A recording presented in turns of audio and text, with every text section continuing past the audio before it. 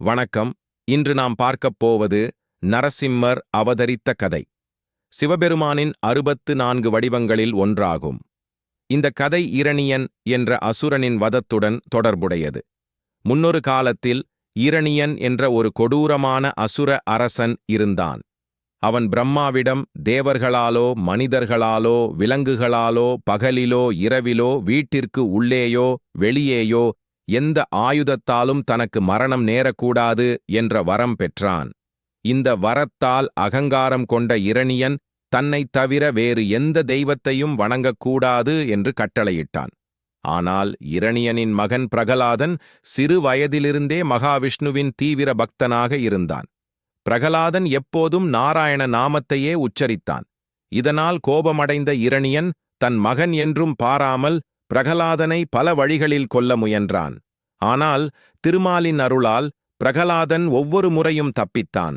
ஒரு நாள் இரணியன் பிரகலாதனை நோக்கி, "உன் நாராயணன் எங்கே?" என்று கேட்டான். அதற்கு பிரகலாதன், "என் நாராயணன் தூணிலும் இருப்பார், துரும்பிலும் இருப்பார்" என்று பதிலளித்தான். கோபமடைந்த இரணியன் அருகில் இருந்த ஒரு தூணை தன் கதாயுதத்தால் தாக்க அதிலிருந்து நரசிம்மர் வெளிப்பட்டார். நரசிம்மர் இரணியனின் வரத்தை மீறாத வகையில் மனித உருவமும் சிங்க உருவமும் கலந்த ஒரு விசித்திரமான வடிவத்தில் தோன்றினார்.